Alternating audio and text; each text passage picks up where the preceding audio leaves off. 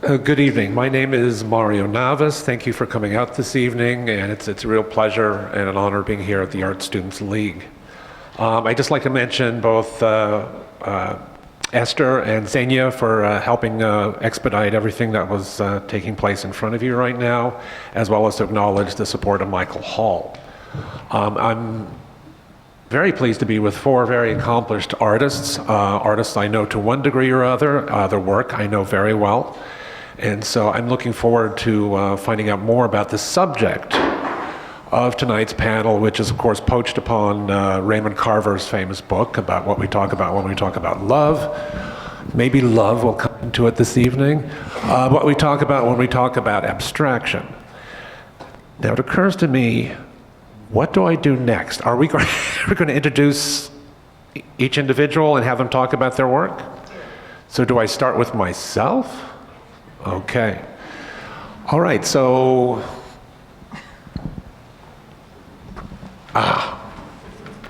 that's me. Hey, I was told that it's not entirely self-serving to let you know that I'm having a solo exhibition at Elizabeth Harris Gallery on January 6th. Okay, so if you're all able to come in and say hello and come and see the work, it'll be up for a while. And this painting may well be in it. My director has yet to say yay or nay about the inclusion. This is fairly typical of the work I've been doing since roughly 2010. And, you know, I'm kind of hard pressed to talk about why it is that I do what I do. So I'll just keep, you know, just in terms of the process of my work, all my paintings, notwithstanding the fact that they're very organized and very finished in surface, are all done through a process of chance incident, kind of.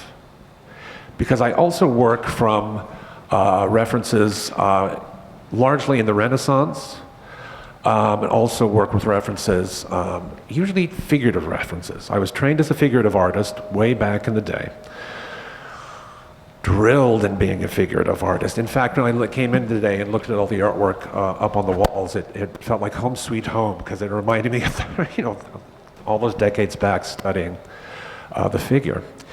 And through a process of overlay, subtraction, and again, introducing odd elements or doing odd things to my compositions, I come up with these things. And that's all I can really say about it. One thing, okay, I'll say one more thing about it, and then I'll pass the mic to Carl. These are actually paintings. My abstract paintings are hugely influenced by a painting by Titian called The Bacchanal of the Andrians, which I remember seeing maybe about 20 years ago at the National Gallery in London, a nice, beautiful Titian show. Prior to that point, I was not as conversant as I should have been with the art of the Renaissance. But I remember stopping in front of that painting and being quite amazed, because there was a crowd around the painting and the crowd would not move. And I was kind of interested in that. Why aren't these people moving away from the painting? So I want to see what they're looking at. I finally got to the, you know, wedged my way up front. And I think at that point I saw the Titian painting. And in many ways I saw Titian. And what I loved about the painting, there are many reasons to love the painting, has to do with the complexity, the richness of pictorial incident, the richness of narrative incident, you know, just all the various tangents that go into creating a work of art. And I thought to myself, I want some of this. I want this kind of complexity. I want this kind of intrigue. I want people to look at my paintings for a long time. That's what it came down to. I'm not entirely convinced abstraction can embody all that. So I'm still kind of skeptical, I guess, about what I'm doing, which makes me want to explore it even further. All right? So I'd like to hand the microphone now to my colleague, or he's got his own microphone. Carl. That's better. Yeah, I do a variety of things.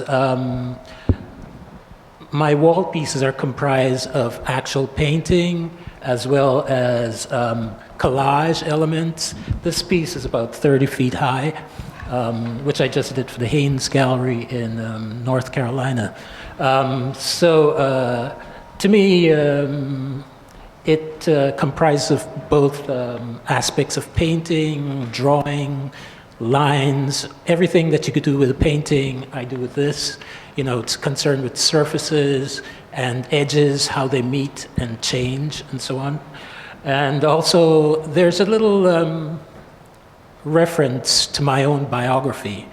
Maybe it's important only to me, but it helps me to create an atmosphere that could become real in a poetic sense. I'm from Guyana, South America, and as a kid, there were no art museums or galleries or anything else, and I was a kid who was ill. I was homeschooled, and what I understood about the world came from reading a lot of books and so on. So I read a lot about painters and old masters, and most of the stuff were British painters like Constable and so on, which, I was entranced with the landscape that he made, but there was a disconnect between the landscape of the English countryside and the what I saw out my window, which palm trees and tropical light and so on. But I think all these things came together within me, and I think I draw on these things when I make a painting or a sculptured piece or whatever, So as a kid, I sort of I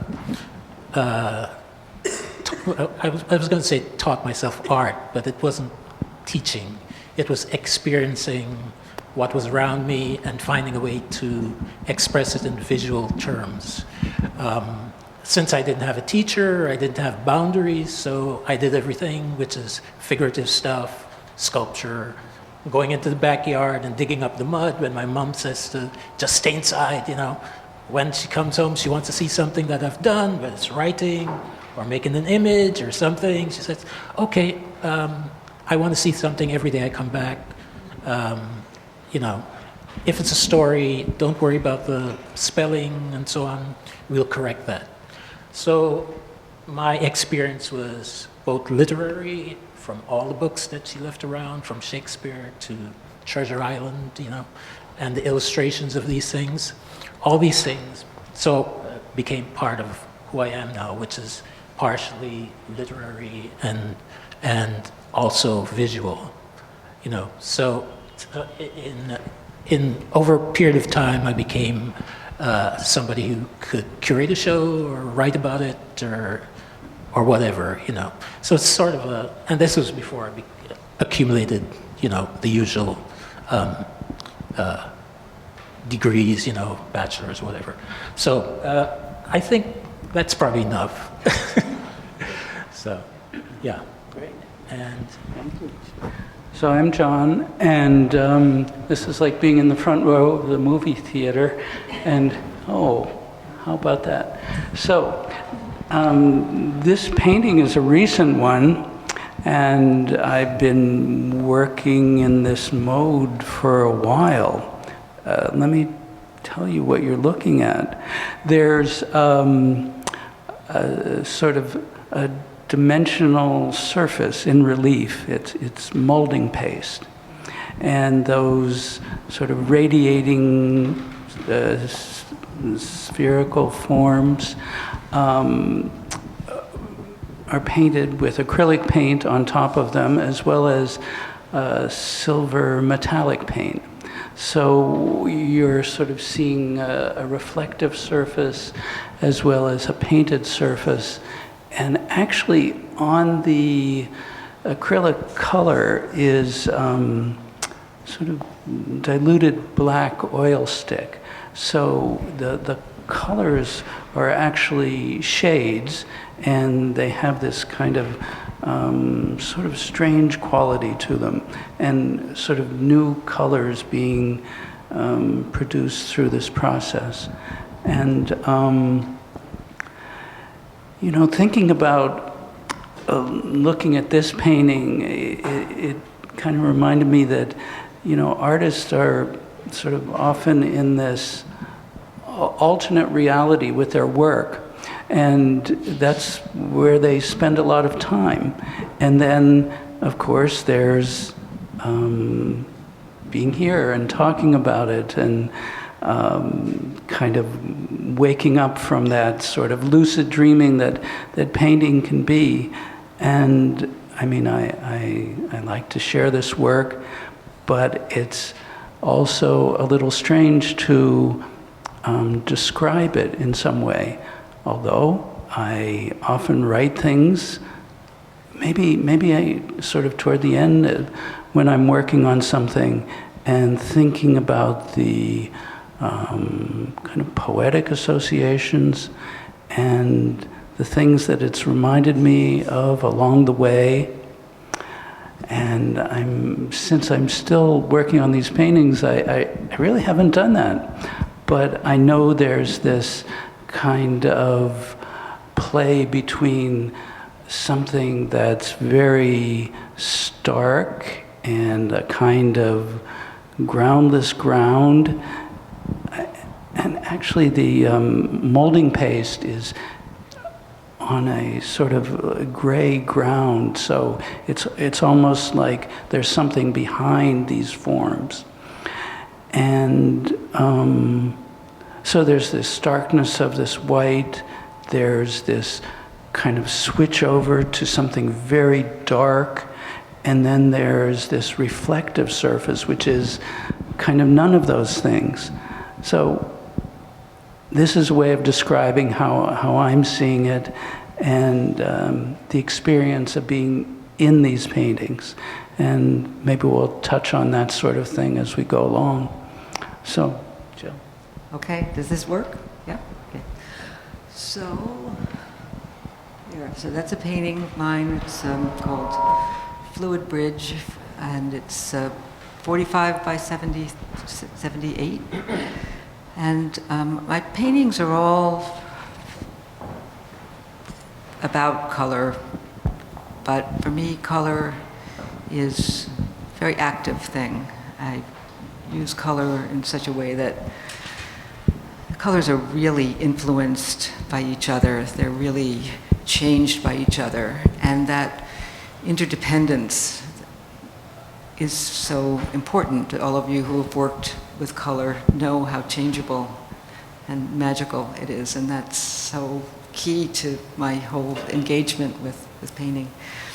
And I learned a lot from color field painting back in the 70s when I was a student, and there were things about that painting that have really stayed with me as a goal.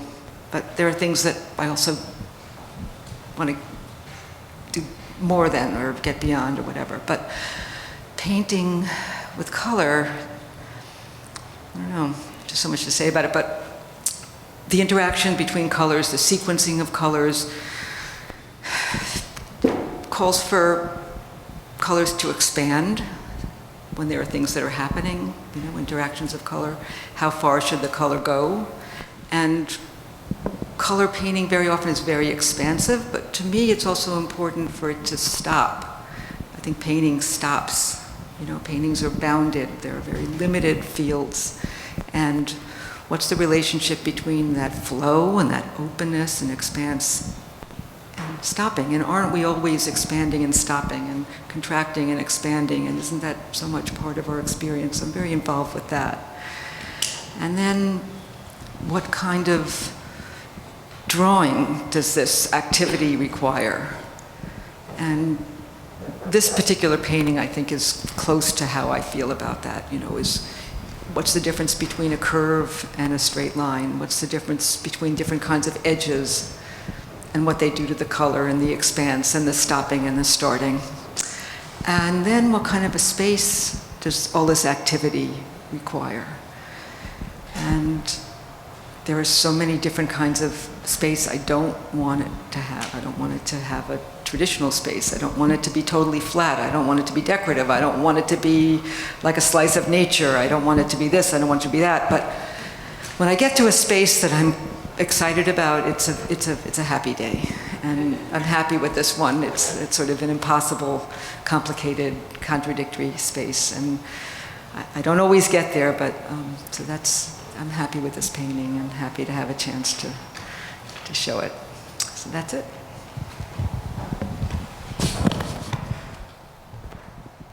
I'm waiting for. Oh, yeah.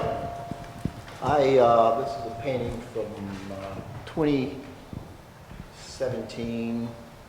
There's a group of paintings that I did with dry pigment on canvas. I call them slants, and they were pretty much color, not experiments, but they were color oriented. And what I've always tried to do was to personalize my color. Over the years, going to school and learning, a lot of stuff, Albert's color theory and different things. And one thing that I noticed in great painting was that the artist always paid a lot of attention to the surface. Whether it's thin or thick, they paid a lot of attention to the surface. Whether it's opaque or transparent, painting starts with the surface. So I took that in, and I saw a lot of great paintings, and all of the paintings that were great to me prescribed to that. Having said that, I had to figure out where I was going to go, how I was going to get there, and how I could find my voice and on some level try to figure out a way to become a part of the canon. And there was not that much space. So I went through a process of rejecting a lot of stuff and became very opinionated, and I sort of became very isolated, and I worked in seclusion for a number of years. I studied at the Memphis Academy of Art in Tennessee, which was a small school that was based on Black Mountain College and the Bauhaus. The director had gotten a sculpture degree from Yale, and he hired people from everywhere, Oklahoma, and different places. So I have always had this penchant for design, a penchant for color, a penchant for simplicity and clarity. My mantra is, in painting, is to use what you need. If you don't need it, don't use it. That's not a minimalist statement. That's a statement about painting. If you need a lot, use a lot. If you need a little, use a little. I think it has to have clarity. And so I've navigated through this thing for a number of years. When I left Memphis, I went to Syracuse University for MFA. And when I got there, it was another ball game. I met Clement Greenberg there and Hilton Kramer. Had seminars with Greenberg, and I had been struggling for decades trying to figure out pictorial space and what I want to do with it. I had started making some of my own paints at that point, but I hadn't really figured out where I wanted to go. I knew I liked the geometry, I liked color, I liked design, but when I met Greenberg, he just turned everything upside down and backwards. So after that, I started to realize that what I wanted to do was flatten the space. I wanted a flat space, as flat as I could possibly make it. But I didn't just want a flat space, I wanted an animated space. I want things to be on the move. I want the painting to have a conversation. I want it to move from side to side, top to bottom, and I want it to be something pleasing to look at. I want the painting to have a presence, and a personality. And I want it to meet you halfway. That's what I try to do. I've done paintings and through my career, which has been it's been strange because I know all of the black artists, major black artists in New York when I first came to New York, all the people that's making a lot of money now and famous and everything. I was the youngest one, of course. But nobody was making any money or anything, but we were still painting, still making art. And I just went in and I figured out what I want to do. I've always tried to return abstract painting to its purest form. And in its purest form, painting is simply a mark on a surface. That's where it starts. So James, I have a question. This kind of figures into one of the questions what you're talking about in terms of your education. Yeah. What is the question? In terms of your training, were you taught any, you're talking very articulately about the surface and all that.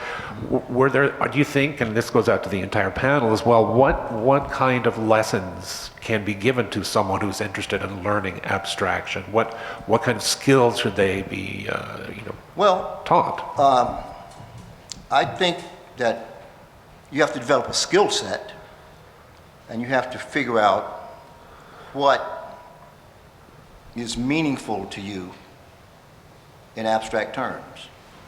You also have to understand fundamentals. It's not something that you just sort of jump into. I had a friend of mine who no longer with us. He didn't think I could draw because I was abstract. And I told him, I said, if you are a betting man, you are about to lose a lot of money because I can draw, and I would pretty much bet that everybody on this stage can draw. Okay, but wait, I want to interrupt. Go ahead. Yeah. So, Jill, microphone. What? Microphone. Oh, I'm sorry. I remember when I was a student at Bennington and I found out that Kenneth Nolan didn't know how to draw, I was scandalized. And, Larry Poons, who we respect so much, he has a background in music.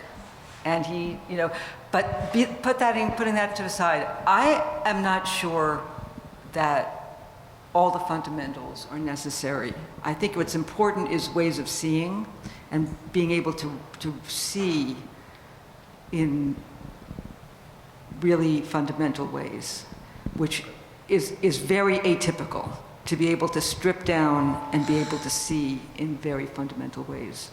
I have two definitions for drawing. In the Renaissance, the definition of drawing was to draw from, to get information from. Like you draw blood, you draw from nature. You pull from the environment. You get it from what you see and feel. The other definition that I have is drawing as a means of recording ideas. So that's the approach that I have used. Okay. Yeah. But I can draw in either case. Okay. Because I teach art majors at Pratt Institute, and I get them coming in, sophomores, juniors, and seniors, and they're still convinced that people do abstraction because they can't draw. This is very vexing, and certainly for being their teacher as well as being an abstract artist. And I wonder if Carl and John could address if this has become something you've encountered in your careers, or if there are other skills as well that you should be inculcated within abstraction. Drawing from my own experience and the artists I've encountered over the years, I think sometimes, the skill set of drawing realistically can be useful, but it isn't, I agree, with Jill, it isn't absolutely necessary. What is necessary is an ability to approach the object and with a sense of purpose. And the purpose could include an ability to design. That is, we all have these abilities to weights and measures and relative sizes and so on. How do we organize that on a flat surface? And once we get that done. We tend to have our own sense of color because of our own experience going through life, where we grew up, what we see as we go along. All these things feed into your natural approach to how you express your visual sense. The teacher is there to sort of guide you into expressing what you want to do. And that would require you to have control of your materials, through experimentation, through teaching. I could teach you how to use whatever material you want to use, but it always comes back to the individual. What is it exactly that you want to do? You're working on a flat surface, usually, but not necessarily.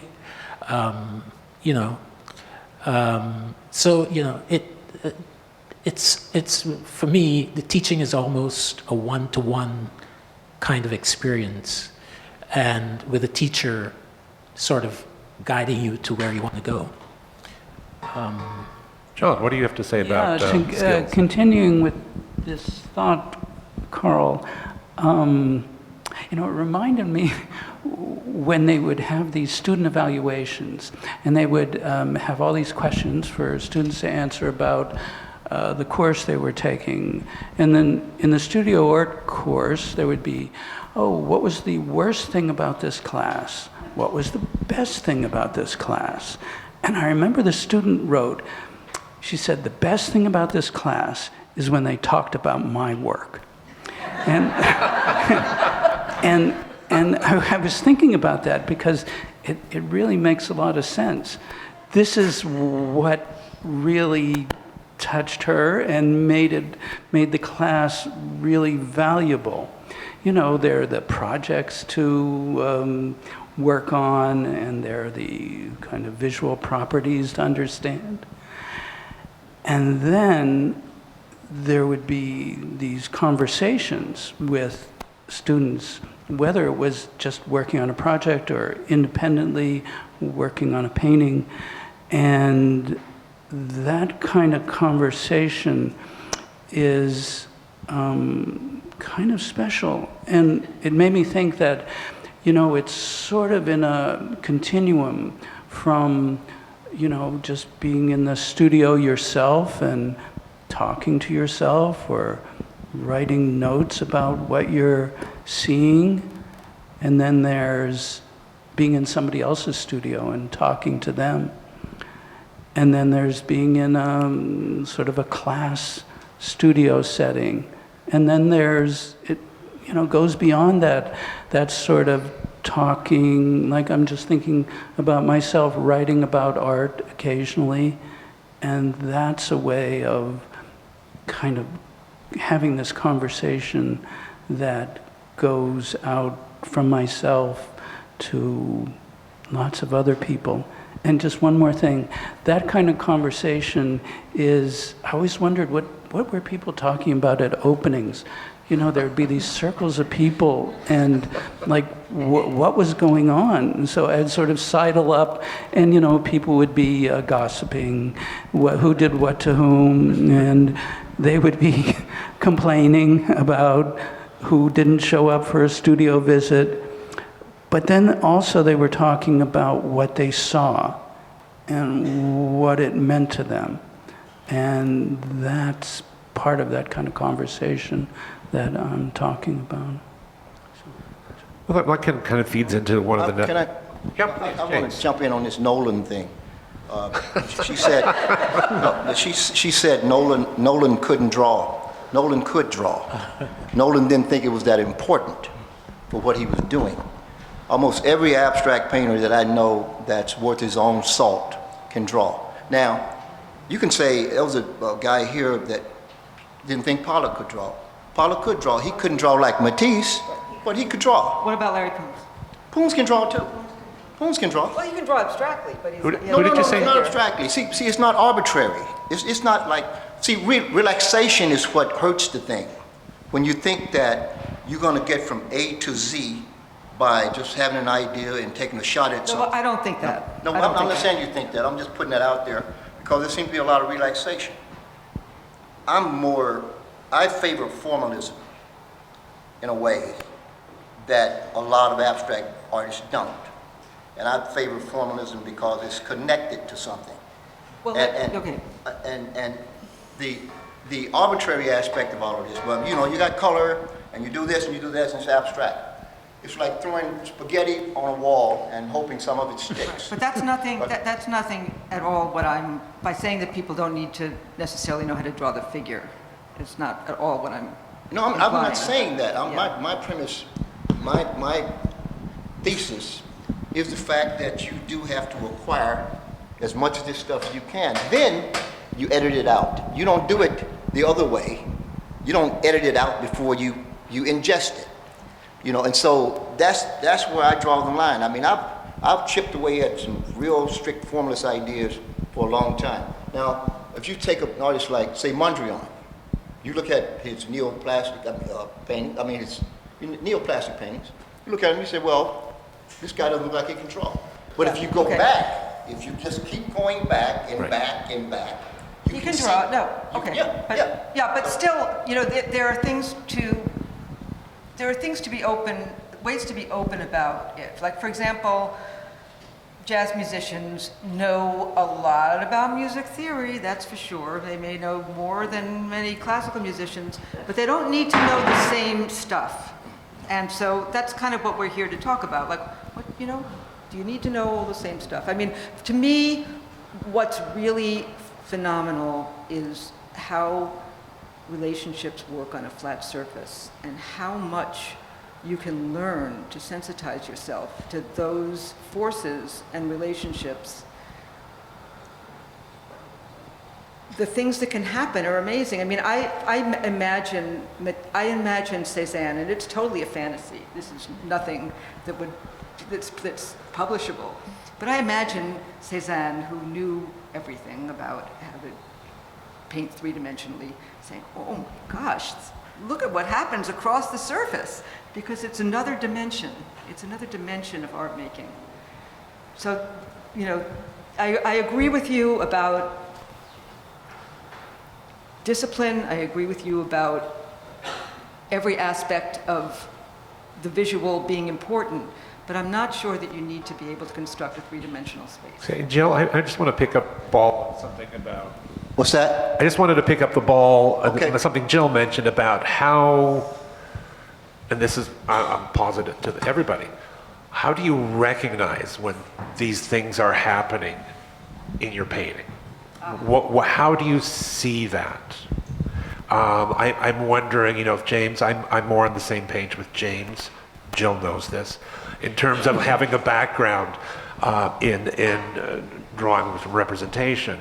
But how does one recognize that through what kind of learning process? And again, I posit this to all the What panelists. do you mean, recognize what?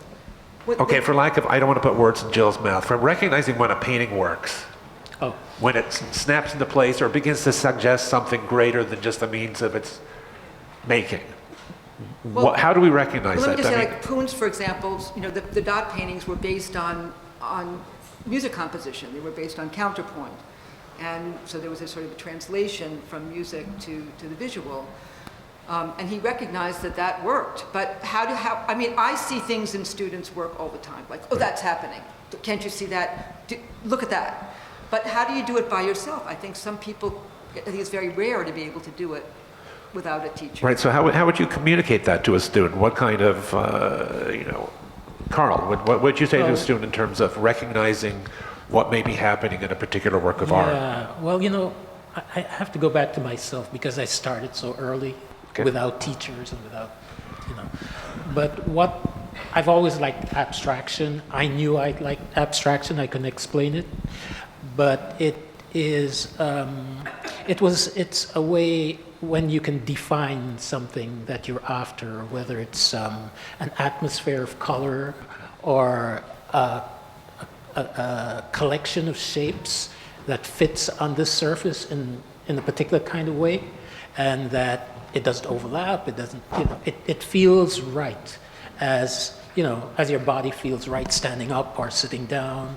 It's a matter of weights and measures, And the thing is to get the tools to communicate these things that you feel, and that you have experienced, Sometimes these things that I make with bits of pieces of paper, sometimes they're ephemeral, they go away. It's only looking backward that I remember sitting as my mother was sewing clothes and these bits of shiny material and cloth with different textures and so on. I usually tell people, you already know how to understand abstraction. You do it every time you wake up and you put your clothes on. You make choices. What sort of material? You have to. There's some practical things to it, But what textures? You wear things because they're comfortable. They look good. They're a particular color. They're a particular shape. They drape in a particular way. These are all abstract decisions that you make practically without thinking about it. As an artist, we want to define it a little bit more so we're in control and we know what we're doing. But we have all the tools there already. So how do the teacher is there to help you organize your ideas about and your technique to communicate these things that you feel. And it's difficult, it's subtle, but it's doable. That's why we're here, That's why we're all here. I wanted to do, I can draw very realistically because, there are things in the world I wanted to understand, a cup, a cup has history. Why is it that shape?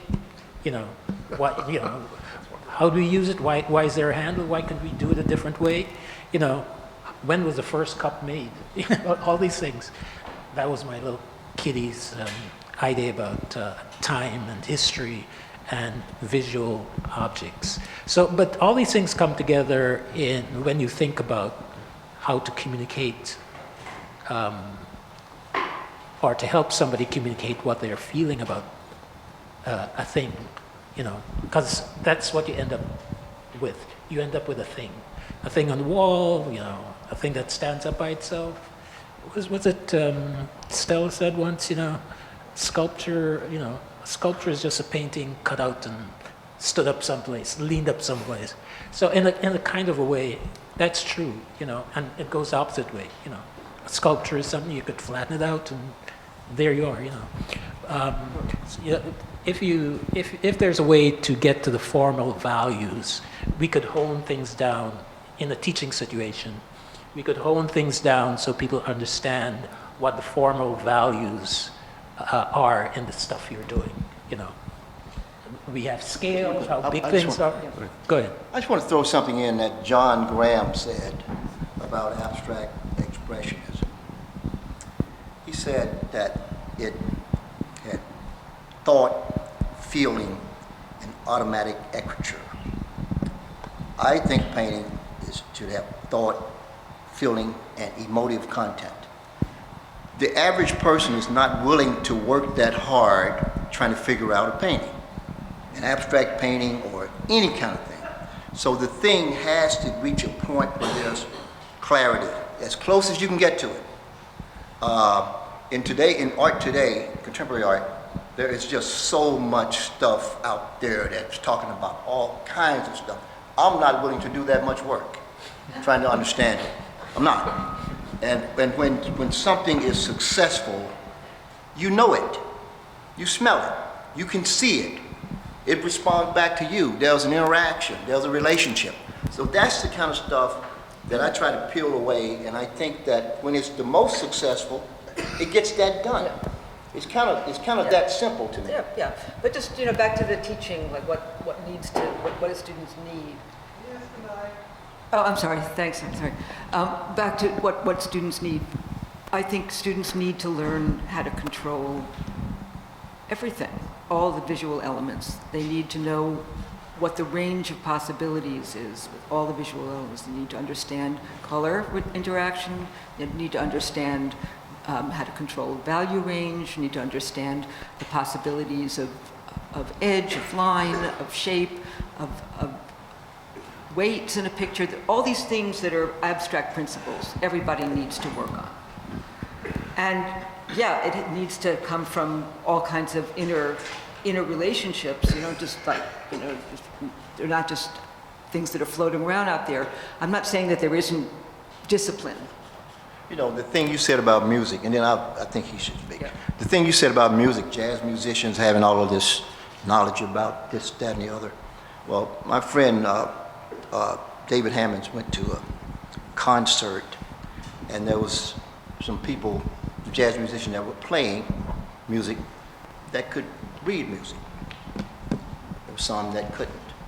So one of the jazz musicians that could read the music, he said, the other jazz musician, who was excellent, he said, he's not playing it right, he's playing it the wrong way. So the band leader said, play it the wrong way with him. So no, but that, you know, we're making art here. It's great stuff, you know. You have to go out there and find the art. A lot of the stuff that you bring along with, I mean, you're really trying to figure out who you are and how you can share this with people. And that's the hard part. And so by whatever means it takes for you to get to that point, if you can get there, it's remarkable. It's totally remarkable. But I think when you pile too much on, when you carry too much baggage with you, that's a burden. Larry Poons was up here with Frank Stella. And he was talking, and Poons kind of put it in a strength. I asked him about Clement Greenberg. He said, he didn't know shit, and I didn't know shit either. So if you kind of think about it, what he said resonated, because when you go in, you really don't know that much. All right. You know. Yeah. John, I was wondering if you had 2 cents in terms of you know, the subjects that have been broached recently. Yeah, probably about 2 cents worth.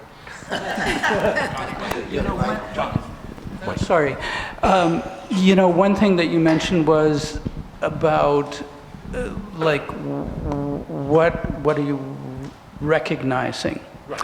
And I think it is, you know, there is sometimes that sense of recognition, like, oh yeah, I see that, I recognize that, and it's not something that maybe you were pursuing, but you do recognize it.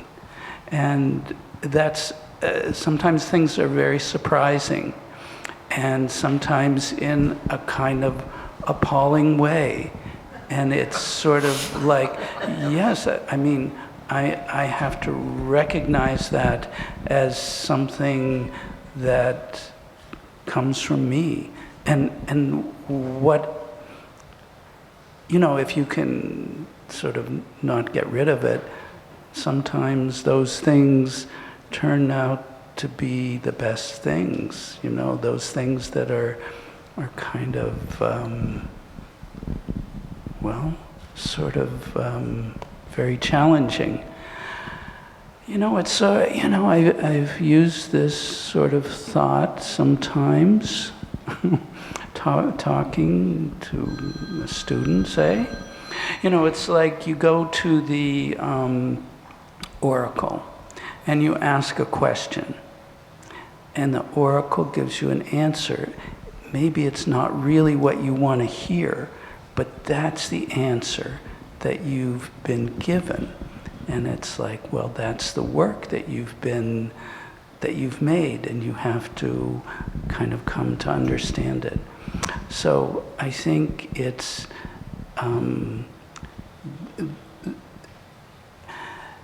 there's the kind of conscious sort of recognition that people have been talking about, and then there's this sort of unbidden quality that things that you recognize, this surprise or challenge.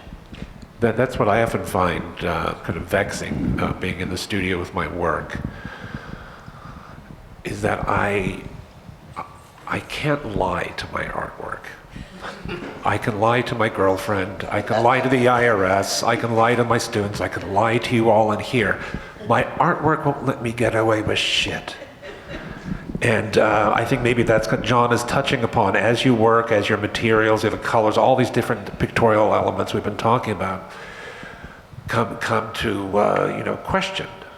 And it really kind of push you to make decisions that maybe you didn't want to make, but for the sake of the process and for the sake of the work of art, nonetheless need to be realized. And Carl, I'm going to steal the clothing metaphor for teaching those darn Pratt students how to look at abstract painting. Yeah, well, the thing I didn't understand when I started first is, what was it? They called a non-objective artist, a non-objective abstraction, non-objective abstraction, which I couldn't understand what that term, because for me, no matter what you make, there's a reason for it. It's never non-objective. Everything acquires cultural value, and it acquires cultural value through your attention to it, what you do to it, and how it's seen by others. And that's part of the understanding we acquire as we practice. People say people call what they do an art practice. I don't think of art as a practice. For me, it's a life. I'm not practicing for anything, but that's the thing. Let's say practice as a way of doing what you do. It comes from the inside out. You learn how to control it.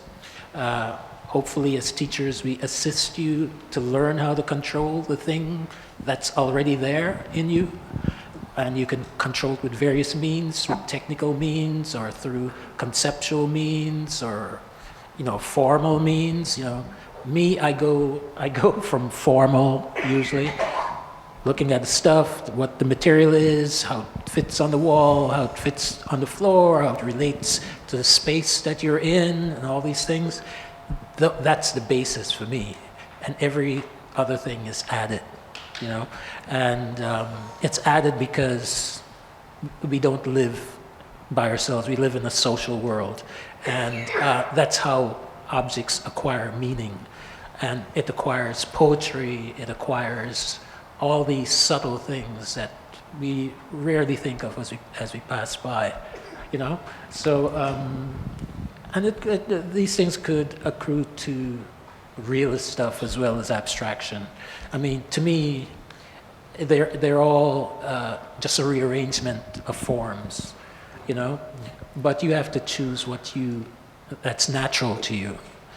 And over time, as students, we learn how to clarify and clean things out, as James did, right? He clarified what he was intending to do. I also think that the best art and the most successful artists, I think, simply raise questions. They raise a question through their art. And you either can meet it halfway, experience it. They don't give you the answer. They don't give you the answer. They can give you something that has a lot of humanity in it, and something that's pleasing to look at, something that can make you more intelligent if you engage in it. But it always raises questions. And it succeeds on that on many levels. I just think that, we sort of muddle this thing a little bit talking about teaching. Well, So the thing that with the teaching thing, I was gonna say. I had to unlearn most of what I learned in teaching in college, after I went to college. I really had to unlearn almost all of it. What you were taught. Yes, pretty much. You unlearn it so you can get to yourself. I can't follow Albers. I can't follow Pollock. I can't follow de Kooning, but I can get things from them, and I can try to navigate through all of this. Right, but in your teaching, I'm sure you probably don't give people. I tell people, I go through my class and I say, You think of that, I said, you need to change that color. So if you don't do it, I'm here for instruction. So you can follow my instruction, you can push back, but I'm an instructor. I said, I'm not going to work that hard to try to get you to change that thing to 3 different shades of red. You don't want to do it? Well, I like it. Well, okay, you can like it in your apartment. You can like it on your vacation. That's not what I'm here for. I'm here to try to turn these people into the best painters that they can possibly be. So I'm just a hard head, a hard nose with this. And it's, I mean, you want to make, I mean, how do you distinguish yourself from all these other people, all these other artists that does all of this stuff? How do I distinguish myself from anybody else in this room that paints? That's what I want. So that's what you tell your students? No, that's what I want to do. Right, but I'm asking about the teaching. I told you, it's plain English. All right. It's plain English. If I see a problem, if it's something that I know, if I see them going off the rail, I said, you know, what are you doing? Oh, I thought I would put this green here. Well, it doesn't work. What's next to it? What's next to it? I said, take it out. Right, well, we all do That's that. the way I do it. You can ask any of my students. Well, I wonder how much, our experiences come in. Hearing Carl talk about, everybody talk to one degree about one's lived experience, so to speak. Hearing Carl talk about the landscape he grew up in as opposed to the landscapes he was looking at. And everyone to a certain degree inculcates, amalgamates a lot of different experiences. And just in terms of teaching, I've already told Jill this. I tell my students on a regular basis that no one should paint an abstraction until they're 40 years old. Because I don't think they, at that point, have the requisite range of experience to kind of bring that into an arrangement of colors independent of a recognizable object. I've seen too many students just get lost, maybe in the same way that James is explaining. So I just, I don't even know if this is a question. It's a statement, I suppose. But in terms of what an artist brings, it's interesting hearing about the teaching, how you unlearn everything. I think that's true, but I also wonder if everything we learn becomes so much a part of our DNA that it's there even as we're bucking up against it. It is, more or less, yeah. Speaking of how I grew up in the deep South. Right. Memphis, Tennessee, borders on northern Mississippi. Right. Segregated, place where Dr. Martin Luther King was killed, civil rights movement, at that time, Woodstock, Vietnam War, all of that. I was a kid. My father used to take me to construction sites with them when I was very little. And I used to watch masons and black men mix cement from scratch, water, powder, and sand. And it had to be perfect. It had to be perfect. I used to watch my mother cook from scratch and make these fabulous meals. And a lot of that just spilled over into my consciousness. I started making stuff for me to get my paintings to look a certain way.